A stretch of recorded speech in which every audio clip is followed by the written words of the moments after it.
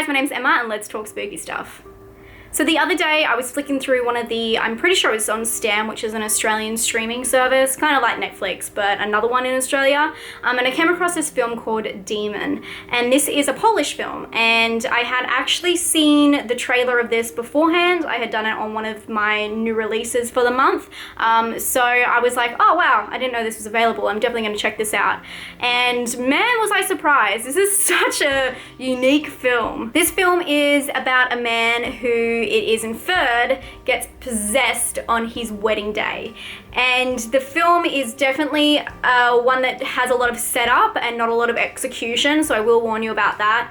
And it is a Polish film, so it's all in subtitles. Most of it, there's a couple of words that are in English. But what is interesting about this film is the initial setup. You really don't see it going that way, but what I really do like about the film is the setup is done in such a way where everything kind of makes sense. I felt like it would have been so easy to do a film where someone gets possessed on their wedding day and there's no rhyme or reason and no explanation. So I'm glad that they took like a deeper route to that. But in saying that, it is kind of misleading, especially the cover. It looks super gory, super crazy. It looks like demon hands, where it doesn't get that far at all. Although there is little like spouts of like real intense horror. I would say almost spouts of like weird things that happen, like that Reagan's doing. I mean, cut out the last bit. It's not all intense horror in your face. It's not a zombie film. It definitely has a lot of like different scenes that kind of go in between like the really intense parts, so that really makes it feel more realistic, which I kind of liked. But I would say that the setup is great because you do get to understand where the characters are coming from,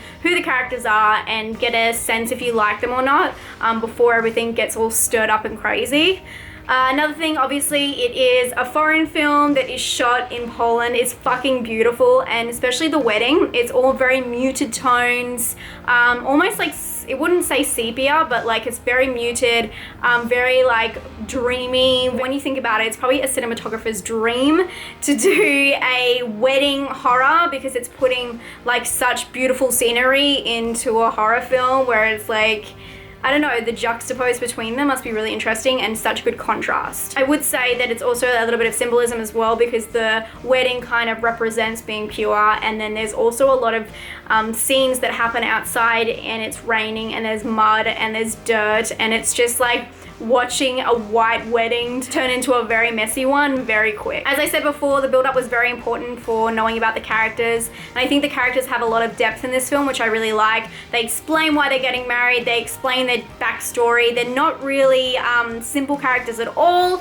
and they definitely have some raunchy scenes as well, which I kind of liked because I thought it was really important to show the relationship between the bride and groom, and I think they did it in a really raw and realistic way. I'd have to say this film is a very slow film. It's a very slow burn, and like I said before, it has those little like speckles of like horror in there if you see them as horror, because some people interpret it as something else, which I like. Once again, made it realistic. But the thing that made this film epic is not only is it done at a wedding, or like a beautiful huge wedding, it's also got this music that is so intense, so epic, and just so cinematic that I think really brought an extra element to it. And it is very important to me because I loved every single aspect of that up until the point where the film ended. And the ending is one of those, I'm just gonna tell you guys, it's one of those sudden endings, what happened so quick, and in the middle of nowhere you're like, what the fuck? What happened? There's no clear up of the situation. It just kind of ends. So it's definitely a slice of life movie where you're just kind of like looking through a peephole at this Polish wedding that goes completely wrong, and learning about the characters along the way and still wondering what the deal is.